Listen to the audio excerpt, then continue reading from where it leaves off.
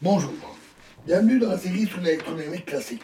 Nous allons voir maintenant le théorème d'addition des harmoniques sphériques. Alors, ce théorème, le théorème d'addition des harmoniques sphériques, est un résultat mathématique d'une portée considérable et qui intervient dans de nombreuses situations physiques. Alors, soit deux vecteurs x et x' de coordonnées sphériques respectives, r θ phi et r' θ phi'. Et tous les deux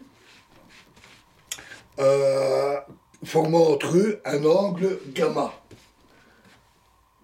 Donc on peut le représenter comme ceci.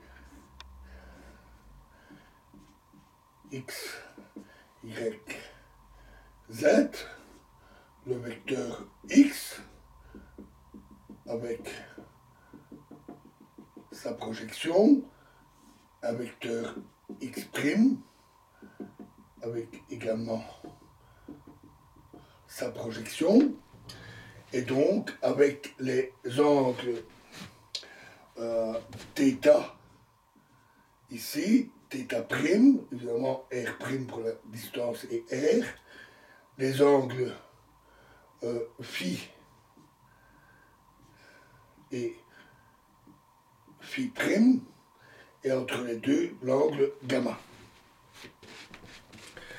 Le théorème d'addition exprime un polynôme de Legendre d'ordre L et d'argument gamma sous forme de produit d'harmonique sphérique d'angles θ phi et θ' phi'.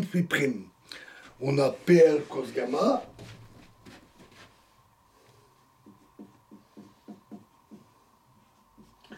égale à 4pi sur 2L plus 1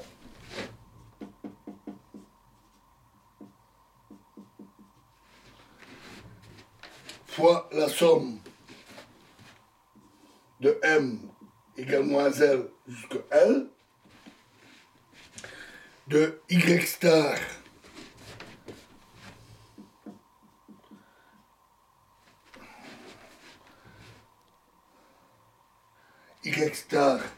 LM de R θ' phi' fois Y LM de R θ phi.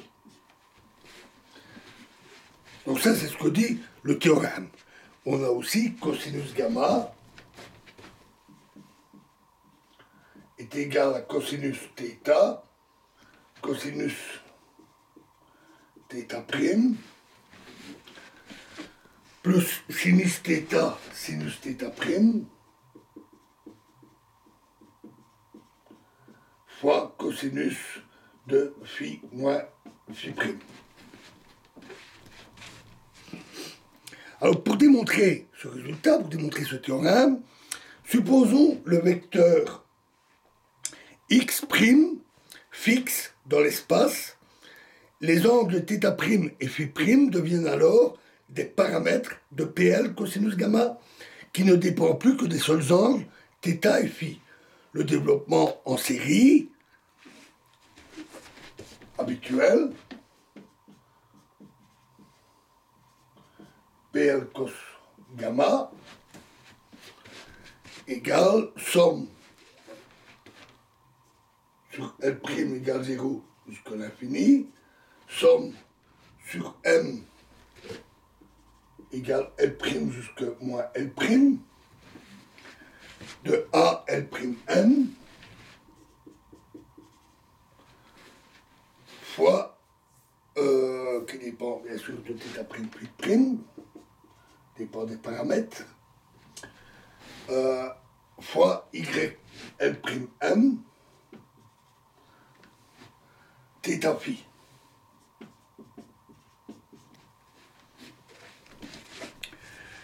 La comparaison avec le développement précédent montre que seuls interviennent les termes vérifiant L' égale L. La comparaison de ceci avec ceci montre que L' égale L. Si en effet on choisit les axes de coordonnées de sorte que x' se trouve sur l'axe des z, gamma devient alors l'angle polaire habituel. Et PL cos gamma vérifie l'équation nabla prime carré PL cos gamma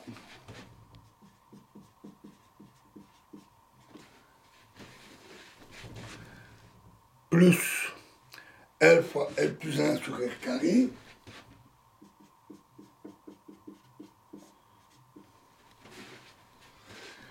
fois PL cos gamma égale 0. Où nabla prime carré est le Laplacien exprimé dans ces nouvelles coordonnées. Si maintenant on fait tourner les axes pour avoir la position qui est montrée ici, alors nabla prime carré égale nabla carré reste inchangé. C'est-à-dire que nabla prime carré égale nabla carré. En effet,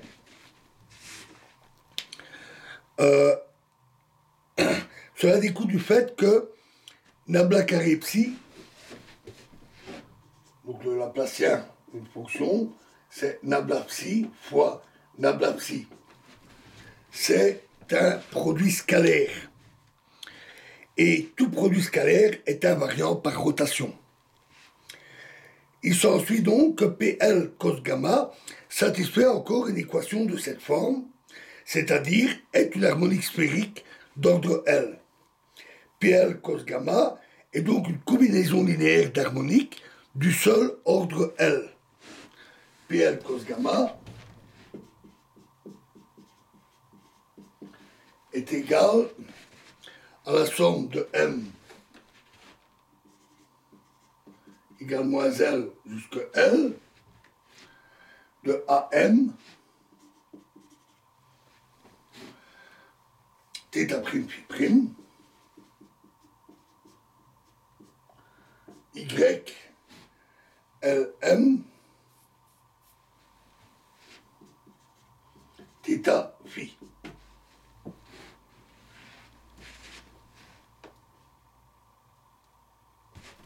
Oui. Ici, on n'a pas de R' ni de R, notamment dans les arguments des harmoniques sphériques.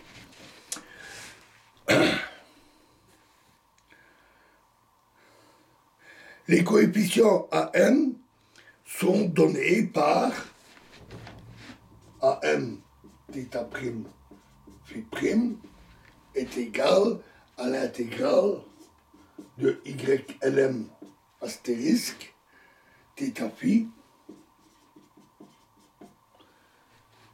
fois PL cos gamma d oméga. On voit qu'on est très proche de la forme du théorème.